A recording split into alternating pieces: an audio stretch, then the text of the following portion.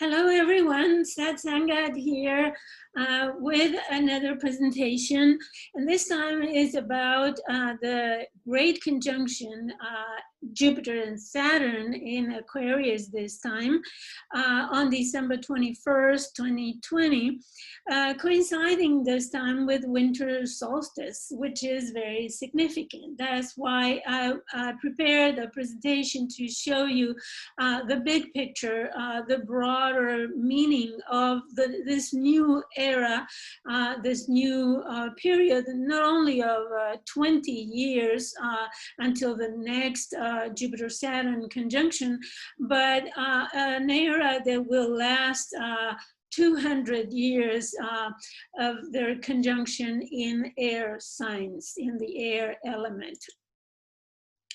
Okay, so if you like my videos, my messages, and the information that I share with you, you can also follow me daily. I post daily transits on Tumblr, MeWe, some in Facebook, and I also write a blog. You have all the addresses here where you can also contact me if you like a private consultation. I also accept donations, and you have the link at the bottom of this page. Okay, so this is the winter solstice this year that will be very, very significant.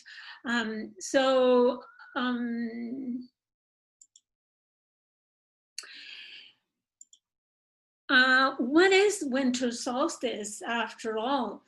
So in the Northern Hemisphere, it is the shortest day and the longer night of the year, right? It happens in December in the Northern Hemisphere, and in the Southern Hemisphere, it happens in the month of August. Ancient populations, especially in the North Europe, the northernmost countries, saw the sun disappear below the horizon in bewilderment and also fear, right? Thinking that it might have been gone forever or something.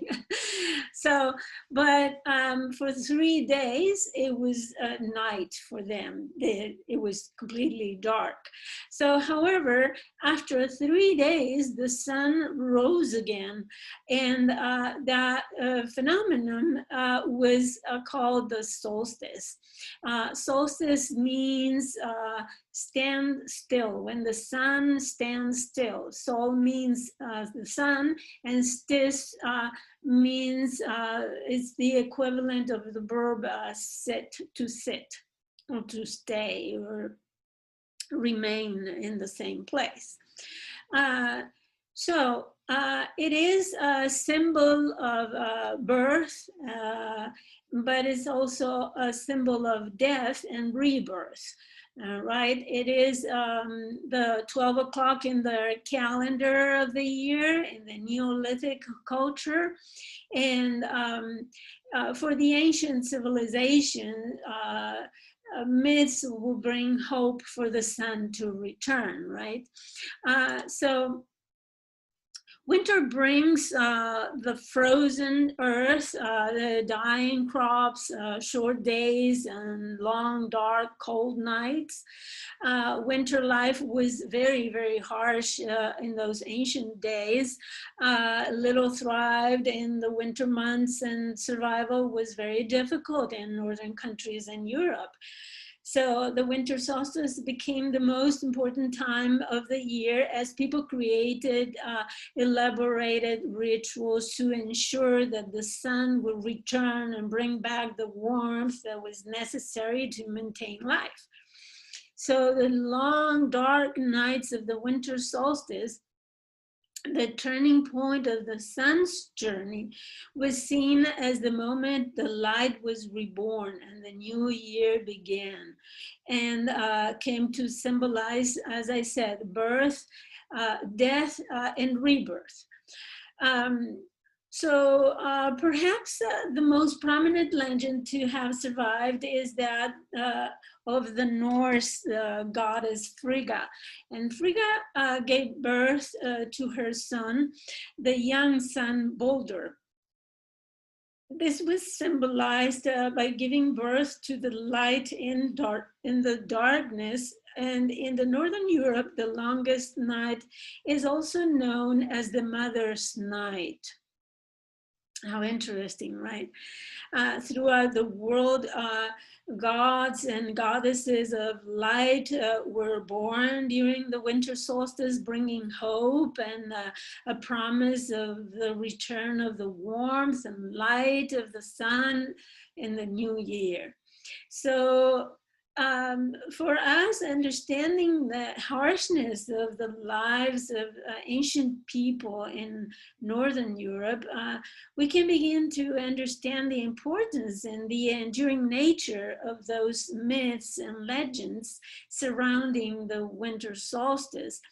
So, because in those days, without a proper, scientific explanation or understanding of the phenomenon, ancient cultures believed that dark forces and evil spirits walked the earth that long 3-day night in order to appease their souls. People tried to explain the phenomenon by creating stories that became legend or myths later on. Even very ancient, like pre-Islamic and Zoroastrian, Germanic, Celtic traditions developed their own myths. So here I show you a video that sheds some more light about the commonality of this myth throughout and across all cultures of the world. This is Horus. He is the sun god of Egypt of around 3000 BC. He is the sun anthropomorphized, and his life is a series of allegorical myths involving the sun's movement in the sky. From the ancient hieroglyphics in Egypt, we know much about the solar Messiah. For instance, Horus, being the sun or the light, had an enemy known as Set, and Set was the personification of the darkness or night.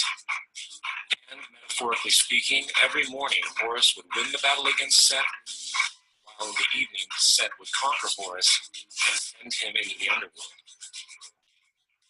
It's important to note that dark versus light, or good versus evil, is one of the most ubiquitous mythological dualities ever known, and is still expressed on many levels to this day.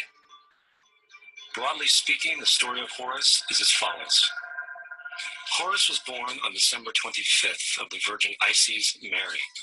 His birth was accompanied by a star in the east, and upon his birth he was adored by 3 kings. At the age of 12, he was a prodigal child teacher.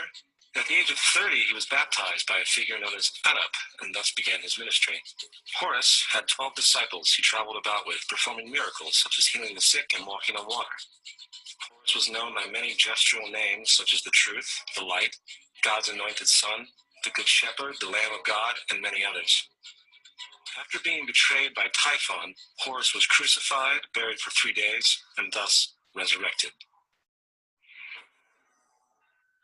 These attributes of Horus, whether original or not, seem to permeate many cultures of the world, for many other gods are found to have the same general mythological structure. Attis of Phrygia, born of the Virgin Nana on December 25th, crucified, placed in a tomb, and after 3 days was resurrected. Krishna of India, born of the Virgin Devaki, with a star in the east signaling his coming.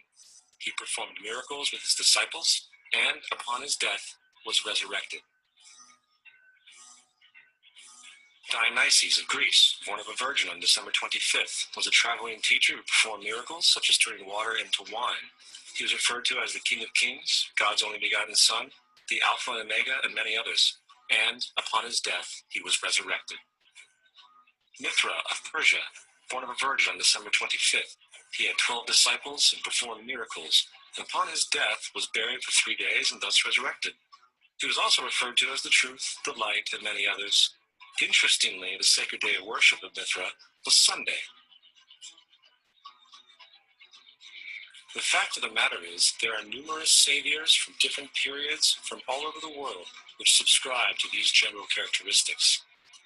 The question remains, why these attributes? Why the virgin birth on December 25th? Why dead for 3 days in the inevitable resurrection? Why 12 disciples or followers? To find out, let's examine the most recent of the solar messiahs. Jesus Christ was born of the Virgin Mary on December 25th in Bethlehem. His birth was announced by a star in the east, which 3 kings or magi followed to locate and adorn the new Savior. He was a child teacher at 12. At the age of 30, he was baptized by John the Baptist, and thus began his ministry. Jesus had 12 disciples, which he traveled about with, performing miracles such as healing the sick, walking on water, raising the dead. He was also known as the King of Kings, the Son of God, the Light of the World, the Alpha and Omega, the Lamb of God, and many, many others. After being betrayed by his disciple Judas and sold for 30 pieces of silver, he was crucified, placed in the tomb, and after 3 days was resurrected and ascended into heaven.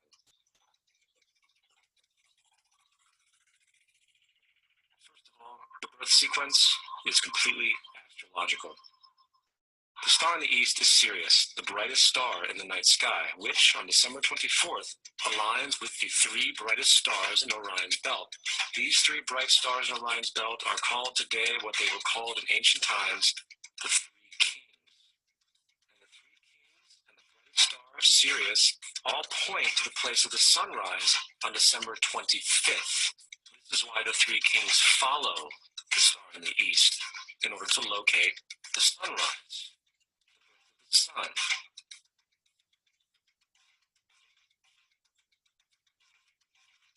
Virgin Mary is the constellation Virgo, also known as Virgo the Virgin. Virgo in Latin means virgin. Virgo is also referred to as the house of bread, and the representation of Virgo is a virgin holding a sheaf of wheat. This house of bread and its symbol of wheat represents August and September, the time of harvest. In turn, Bethlehem, in fact, literally translates to house of bread. Bethlehem is thus a reference to the constellation Virgo, a place in the sky, not on Earth. There's another very interesting phenomenon that occurs around December 25th, or the winter solstice. From the summer solstice to the winter solstice, the days become shorter and colder. And from the perspective of the northern hemisphere, the sun appears to move south and get smaller and more scarce. The shortening of the days and the expiration of the crops when approaching the winter solstice symbolize the process of death to the ancients. It was the death of the sun. By December 22nd, the sun's demise was fully realized. For the sun, having moved south continually for 6 months, makes it to its lowest point in the sky. Here a curious thing occurs. The sun stops moving south, at least perceivably, for 3 days. And during this 3-day pause, the sun resides in the vicinity of the Southern Cross, or Crux, constellation. And after this time, on December 25th, the sun moves 1 degree, this time north, foreshadowing longer days, warmth, and spring. And thus it was said, the sun died on the cross, was dead for 3 days, only to be resurrected or born again. This is Horus. Okay, so interesting, right? A remarkable anthropological legacy of the Neolithic peoples of Ireland was the still standing monuments and tombs or monuments for the dead. So the most popular is the Stonehenge, right? I'm not going to talk about that one, but it is aligned to the sunset of the winter solstice. Now, with a very Capricornian permanence, because they are built of stones and they are standing still now today after thousands of years, people can still visit them, right? So Here is another example. Newgrange in Ireland, a tomb where they buried their dead, but with a very significant feature. They laboriously built a stone structure with a narrow passage where the sunrise light enters the very day of the winter solstice. So it is aligned with the sunrise. And as you see here in the picture, you see the long passage, and they buried their dead in this chamber at the center, right? Symbolizing the death, but the death, and then when the sun comes back, it symbolizes the rebirth. And what is interesting is that it has a shape that could be also associated with the birth canal, the long passage, the birth canal, and the womb, right? That's very symbolic. So I will share with you this video. Let me see. Share here.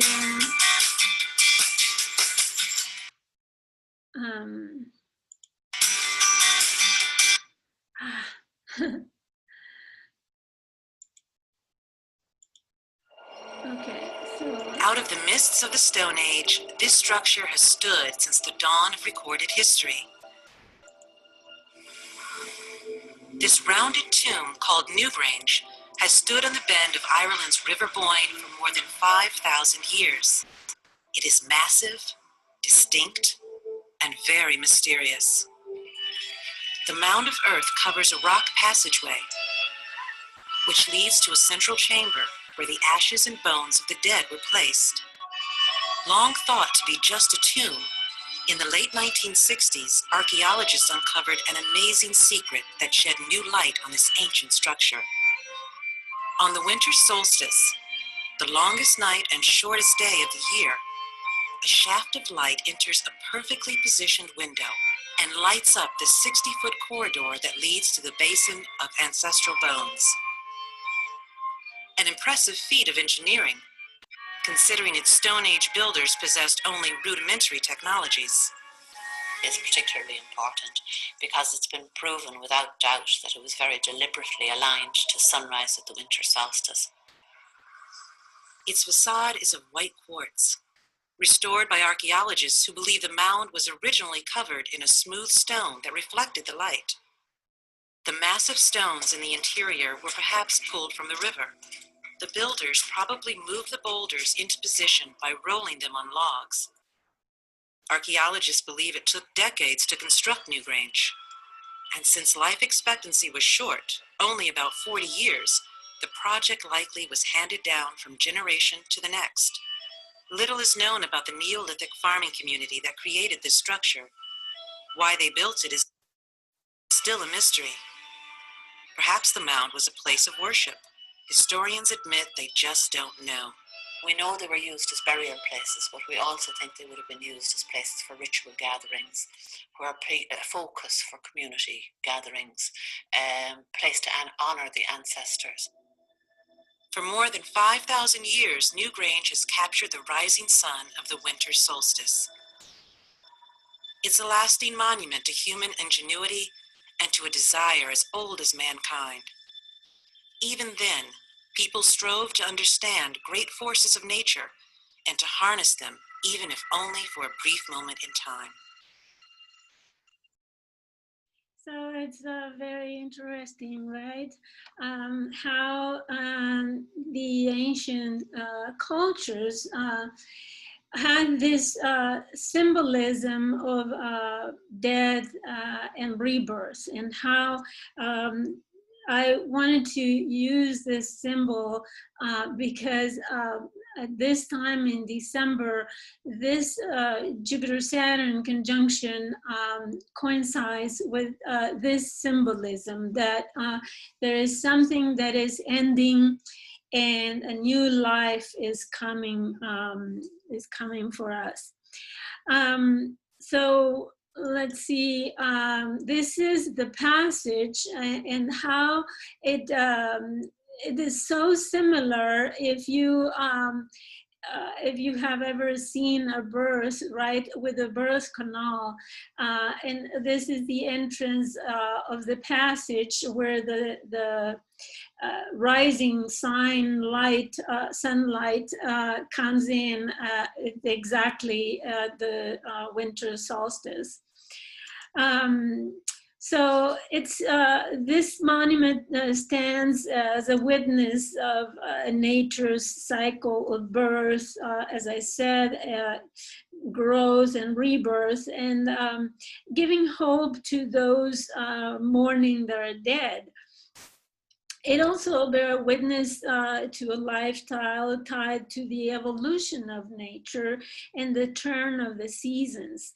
The Norsemen, the peoples of Northern Europe, following the sun's orbit, designed the wheel of the year, marking the time of the different activities and festivities related to each season. Of course, they were agricultures, people who planted crops, and they needed to follow the different seasons.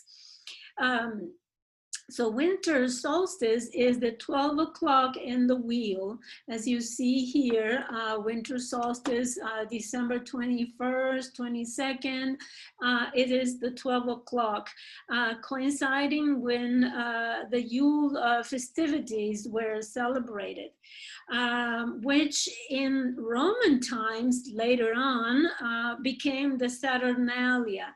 And the Saturnalia was the feast of the reversals.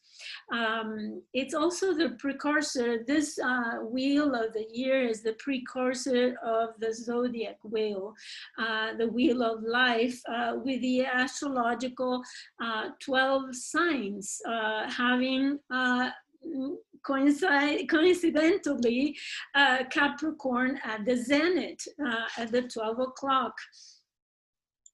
And here you see the winter solstice, you see Sagittarius, Capricorn. The 0 degree of Capricorn is the winter solstice. And of course, this is on the left is the wheel for the northern hemisphere. And on the right, we have the reverse, which is the summer solstice, and the winter solstice is at the bottom because they have the winter solstice in the month of July. So Saturnalia is the holiday of Saturnalia was the festivity of reversals, as I just mentioned, which began as a festival to honor the agricultural god Saturn in those days. It was held to commemorate the dedication of his temple in 497 BC. It quickly became a time of widespread revelry and debauchery in which societal roles were overturned, right? With masters serving their slaves and servants being allowed to insult their masters. Mask wearing and play acting were also part of the Saturnalia's reversals. And they would build a huge fireplace outside in the open where they will burn everything that those possessions that they didn't want anymore, that were completely useless for them. So they got rid of the old in order to welcome the new. So with the transition to Christianity later on, the Saturnalia was gradually replaced by Christmas throughout the Roman Empire. So here you have the wheel as it is the phases of the moon, right? And we have the winter solstice at the top when no, the winter solstice is here at this 0 degree because it is. It was believed in those days, the beginning of the year, it was at winter solstice, not in spring. So today's zodiac wheel starts at 0 degree Aries, thinking that the year starts in the spring. But in fact, this is the winter solstice is the natural zodiac where the life begins. Okay, so let's talk now about the conjunction of Jupiter and Saturn in Aquarius. So Jupiter and Saturn are called the chronocrators.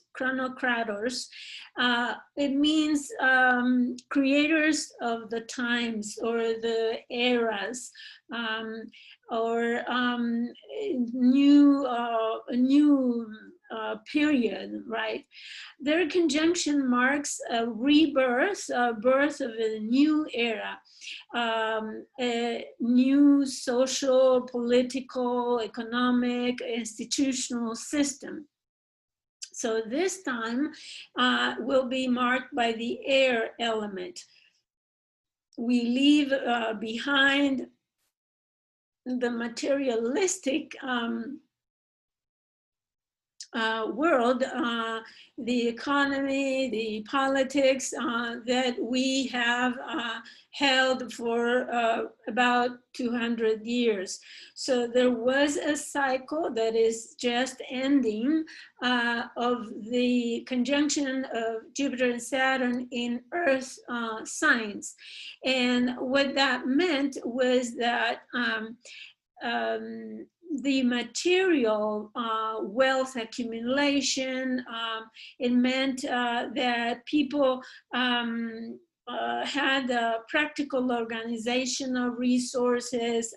It was the birth of the heavy industry, exploitation of Earth resources, accumulation of possessions, and even later, as the cycle was degrading, the addiction to consuming, to accumulating, to having, right?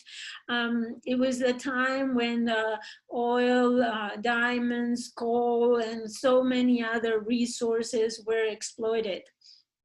In the political and social aspect, there was a hierarchical organization of society with an elite at the top and the organization in pyramidal top to bottom society, right? Where the bottom was the population sustaining the top, right? And it was also the status quo, the reign of things impermanent, permanent and staying always the same. It was the patriarchal system based on separation of classes, and also a system very organized in lord and servant system, patriarchal, but also feudalistic system, political and economical, as I said, institutional and social. So now we are welcoming a new 200-year cycle that will be ruled by the air signs, meaning that we are leaving behind the material and physical lifestyle, and we will instead be more focused on everything that is ruled by the air signs. For example, the intellectual knowledge, intellectual wealth, right? Creativity, scientific experimentation and innovation, intellectual expressions, communication, information, social relationships, community cooperation, ideologies, everything that is ruled by the element of air. And in society and political, it will look like a collective system or a collective network where everybody can relate to everybody in a egalitarian horizontal society. So it's also, air signs are also revolutionary, especially in Aquarius, ruled by Uranus. And this is because of the access to information and knowledge that changes the human consciousness. So I was reading the review of Raymond Merriman's Forecast 2020 book on ESAR, the website for the astrology. And it explains that the first transitional cycle of this conjunction in air was in Libra in 1981. And it lasted until 2001. So there was 1981, it was the rise of the .com era, where computers and internet and communications started to be broader into society. People have access, more widespread access to the internet, right? Cell phones started in about 1984. As I said, the social media started those during those 20 years. Online retail, and also it was the time of the remember, this conjunction in Libra had to do also with relationships, and so we had the epidemics of AIDS, and that completely changed the way humans approach relationships, right? Interesting, something that is worth noting is that China at that time was when he increasingly affirmed its presence in the global economy. And we started seeing industries going and reside in China, and China selling their goods to the whole world. So it was in that regard, it was a network system that went global. However, when they again, Jupiter and Saturn conjunct in Taurus in 2001, everything collapsed and the economy was again more materialistic.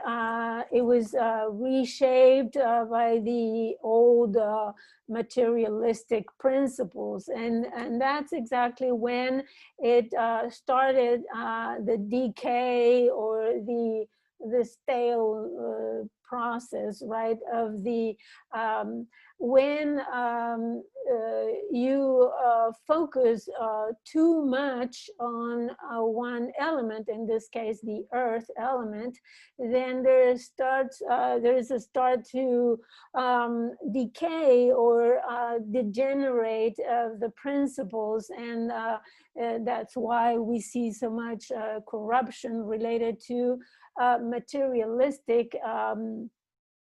materialistic approach to life. So if you remember 2001, the terrorist attacks triggered the course backwards because society wanted to ensure people's physical security. Then we came back to control and power over our lives, and we gave up our freedoms in exchange for security. So with that, the earth element was used and abused to an extreme, and became stale by the pervading systemic corruption adopted to control material resources. Of course, because Saturn-Pluto conjunction in Capricorn, heavy regulations and restrictions of the masses of freedom of speech and of independence will continue for a while, probably until Pluto moves into Aquarius in 2024, 25, and that will be another ball game, right? Submission to the media, communications, and news heavily controlled. Since Saturn and Pluto conjunct also in January 2020 with the Sun and with Mercury, the political, societal, institutional restructuring will see the old stale hierarchies go, and younger people may rise to authority who have the will to anchor their power in skills and technology, innovative experimentation and science, and not in an inherited hierarchical power because of their wealth, their material wealth, right? Or the amount of money that they have, as it was in earth signs. Mercury rules the mind. So another point to make about the Saturn-Pluto conjunction in January is that the structural transformation that is coming up is imprinted very strongly in our mind with the indelible marks of the pandemic trauma, most probably. And it is indicating the upcoming new evolution and complete transformation of the mind. So the conjunction was at 4 a.m. Saturn, Pluto, and Mercury exactly at 22:46, 22 degrees 46 minutes of Capricorn. So the mind, the mind is involved in this complete transmutation of system. Let's see. Another thing that I wanted to point out, and there is that there is an 800 years period that sees the repetition of an air element in the Saturn-Jupiter conjunction. And so as the earth signs started in 1802 with the conjunction of Jupiter and Saturn in Virgo, but then it went back to fire sign Aries, and then for good it stayed since 1842 in all Earth signs, as you see here, up until 1980-81, when the conjunction happened in Libra, an air sign. Okay, so now 800 years ago, it was the last time when the conjunction started happening in air signs. And it was coincidental with the Renaissance. Renaissance means rebirth. And that happened between 1186, it's very similar to what is happening now. In 1186, the conjunction happened in Libra, as it did now in 1981. And then it went back to Taurus, again, 1206. And finally, to stay for good in air signs, in March 1226, the conjunction happened at the 2-3 degrees of Aquarius. So let me read what the Encyclopedia Britannica says about Renaissance, which is the rebirth, right? Events at the end of the Middle Ages. Remember, the 1200 something, it was the end of the Crusades. It was the last Crusades happened midway in this period. And particularly beginning in the 12th century, set in motion a series of social, political, and intellectual transformations that culminated in the Renaissance. These included the increasing failure of the Roman Catholic Church and the Holy Roman Empire to provide a stable and unifying framework for the organization of a spiritual and material life, the rise and importance of city-states and national monarchies, the development of national languages, and the breakup of the old feudal structures. Does it sound familiar? And this is the kind of things that we will see coming in the in this upcoming 20-year period, and also a 200-year period. It will be a new Renaissance. During the Renaissance, back then, universities were built and open to a greater number of people. Hygiene customs from the times of the Roman Empire were reintroduced, and the new knowledge more broadly spread helped people to make progress in other areas of life. If you remember, Marco Polo traveled the Silk Road throughout Asia and to China between 1271 and 1295 during this period. And he brought back such knowledge that broadened the mind of the Western world, right?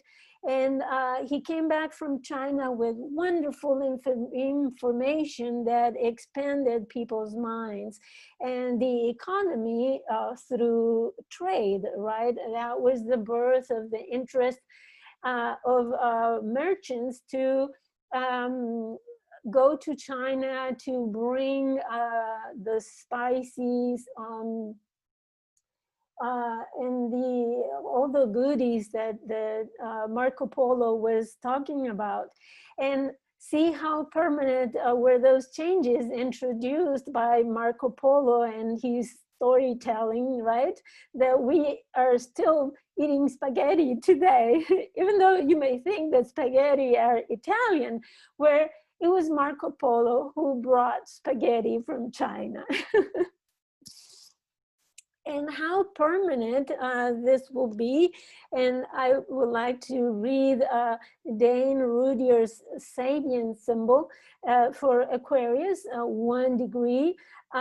It's an old Adobe mission in California. And the keynote is the power inherent in all great human works to endure far beyond the worker's lifespan. So, at least within the frame of reference of our Western civilization, the symbol speaks of the projection of a noble ideal into concrete forms of beauty and significance, thus of the radiation of civilizing power into an institution offering to primitive man the opportunity to reach a higher, more organized and productive level of activity. So as I was explaining, it will, this new period will expand the mind of human beings to the point of revolutionary development. So the symbol speaks to us of the concretization of an ideal. This also implies the immortalization of an individual within a great collective and cultural enterprise. So this, the changes that this era will introduce will be completely transformational. It will determine a great evolution in human consciousness, and they will be permanent. They will last for the rest of human history. And one of the examples is from the previous Renaissance that we are bringing back to today's consciousness. By 1215, thanks to years of unsuccessful foreign policies and heavy taxation demands, England's King John was facing down a possible rebellion by the country's powerful barons. Under Durrus, he agreed to a charter of liberties known as the Magna Carta, or Great Charter, that will place him and all of England's future sovereigns within a rule of law. Though it was not initially successful, the document was reissued with alterations in 1216, 1217, and 1225, and eventually served as the foundation for the English system of common law. So later generations of Englishmen would celebrate the Magna Carta as a symbol of freedom from oppression, as with the founding fathers of the United States of America, who in 1776 looked at the charter as a historical precedent for asserting their liberty from the English crown. So this is quoted from history.com, and it was published September 20th, 2019. I read the quote. And going back to the Raymond Merriman 2020 book review, one monumental event that stands out at the beginning of this period is the Magna Carta, a charter of liberties which forced King John to agree to new rights for the population that will place him, the ruler, under a new rule of law. These demands were made possible due to the heavy debt burden and consequent oppressive taxes his rulership had created. He would give up many of his oppressive actions, and the populace would have new rights. which would become the basis for the future of English law and freedom from oppression. Aquarian ideals. So today, similar demands are being made all over the world, right? First of all, the demand to lift the heavy burden of debt of the populations, and second, conduct their actions and behaviors with the rule of law, right? We have seen and we are seeing every day coming to light the corruption, the level of corruption and decay and rotten principles that the governmental authorities and institutions have arrived to with the level of decomposition of this era, right? And also debt. This is important to consider because so many countries are so much deep drowning in debt that they are losing their sovereignty. I can mention the recent case of Lebanon, right? They are completely submerged in debt. We heard about Greece, Argentina, I mean, even the United States, the huge, the figures are impossible to imagine in our mind how big the debt is. So there is, and even people are sometimes also submerged in such huge debts that they, even the whole life, it's impossible, it's not enough to pay them back. So nations lose the sovereignty and people become slaves of their debts, their creditors, right? So how will the world look like in the future? Well, there is light at the end of the tunnel, right? After a period of transition, we will see those changes.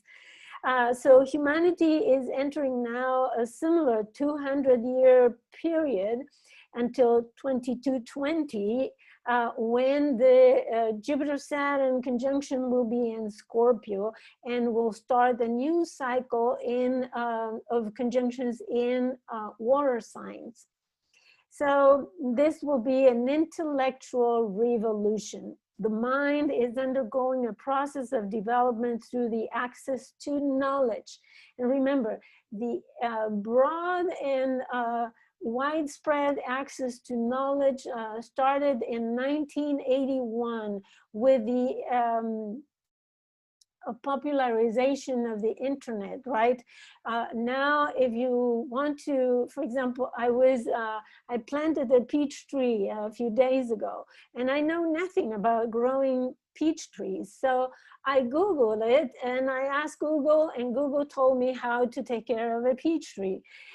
So the information is at our fingertips, but what are we going to do with that information? That is what is coming, right?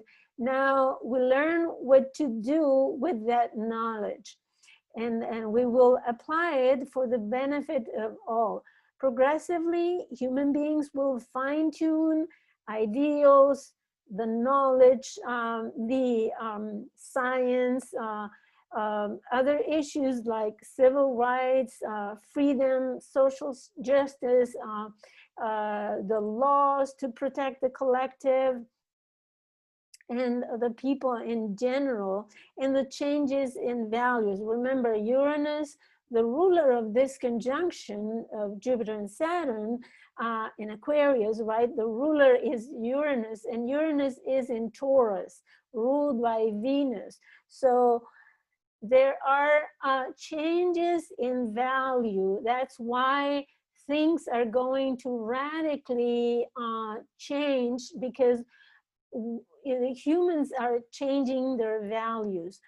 As all the changes introduced with previous Saturn-Pluto conjunction, right, that I talked about January, these are also here to stay permanently. However, Pluto will stay in Capricorn 4 or 5 more years, so we can expect the dismantling of the decaying structures further, and the old system will completely be demolished. Political, economic, social, institutional, everything will be completely demolished. So even though the cycle of Saturn and Pluto lasts 34 years, as I said, Pluto will stay in Capricorn until 2024-25. So we are sure to completely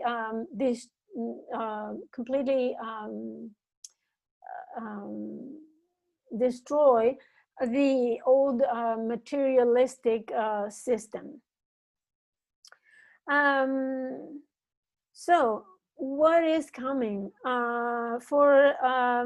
Since this conjunction is in Aquarius, we will start to create systemic structures, new systemic structures, right?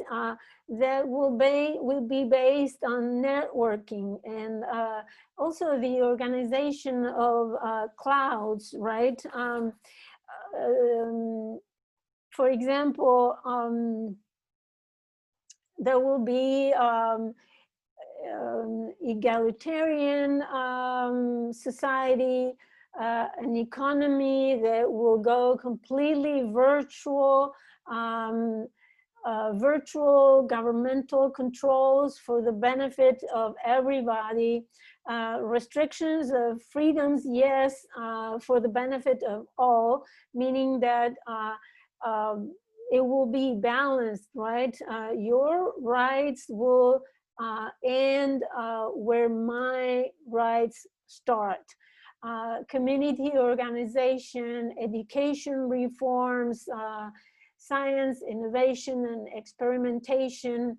And as I said, this is a 200-year cycle, so probably by the end of the 200 years, this will be completely rotten again, and that we will be ready for another cycle, and then in water signs. But I won't be alive, and nor will you. So, but for now, we can count on the Great Conjunction to happen in air elements.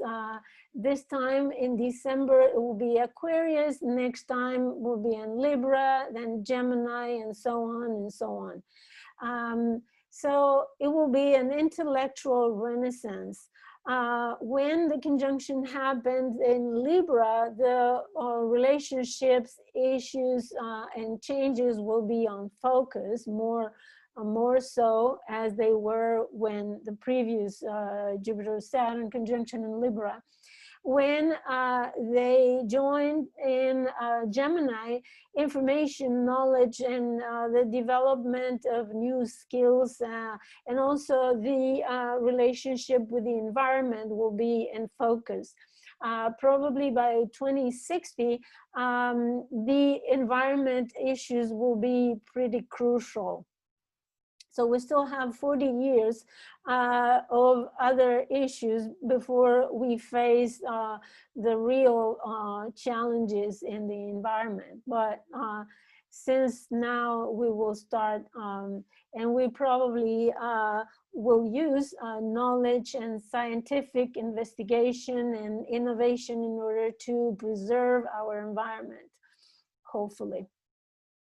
So then now we are preparing for a massive takeoff of the virtual life, right? New forms of socialist economy where everybody participates, and doing business online, and also economy will be based more on intangible resources.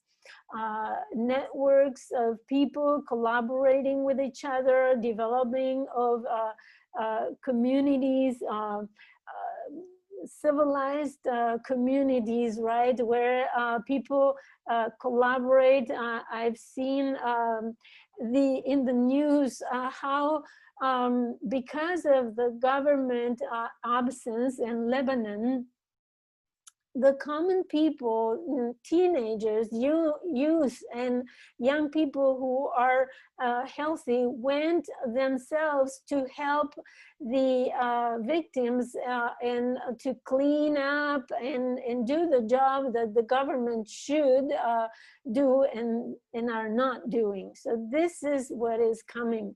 The collaboration, the networking, and the cooperation in the community by the common people, you and me and everybody, will participate in bettering our communities, doing everything for the communities. So this will ensure and will aim at having an egalitarian distribution of resources and services. So as the Magna Carta was created in ancient times, right, coming out of the Middle Ages, we will have a new social contract based on new laws that will ensure that everybody really is equal before the law, and will be based on shared collective consciousness awakened right now with this pandemic, where people are becoming aware and conscious that whatever I do is affecting my environment, is affecting other people close to me, and whatever you do is affecting me, vice versa, right? So this is the collective consciousness and the collective awareness that we will keep throughout the 200 years that are coming. Also in this network, there will be interdependence of the consciousness. So people will be interdependent, as in the network, where one point relates to three others. For example, think of a fishing net.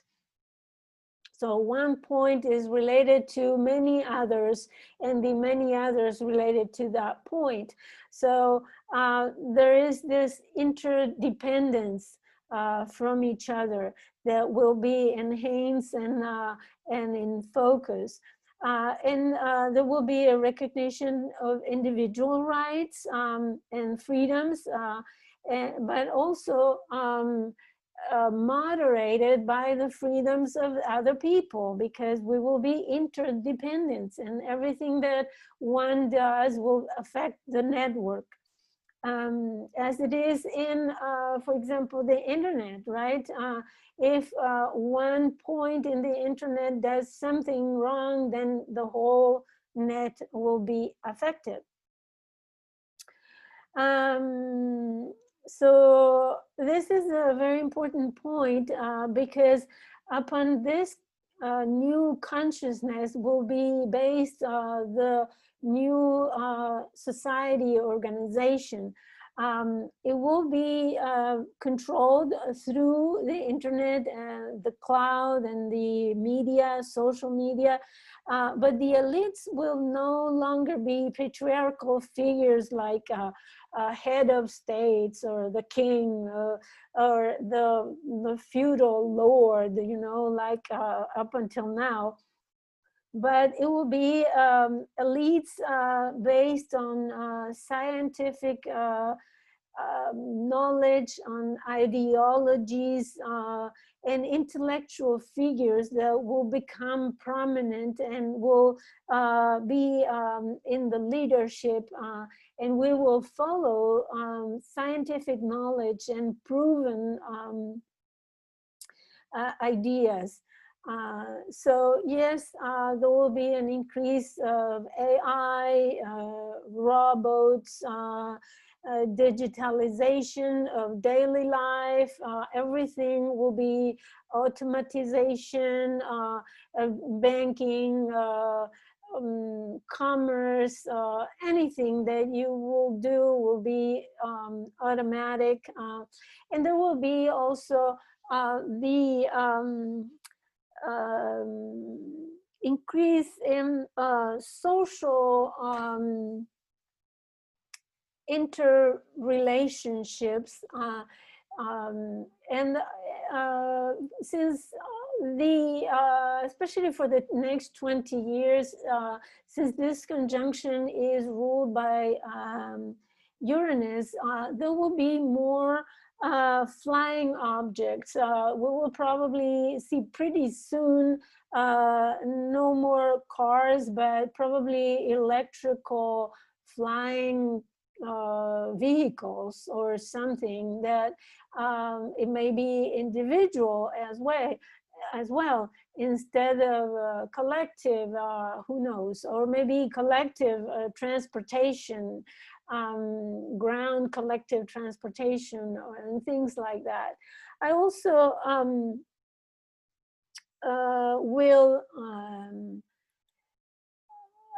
will do part 2, where I will read the chart of the Jupiter Saturn conjunction together with the winter solstice. I will read the chart and all the configurations there, so to explain more in detail what the next 20 years will bring in this intellectual revolution. And I will also talk a little bit more about how this will affect us personally. But in any case, if you are interested in knowing how this will affect you for the next 20 years, you can order a reading with me.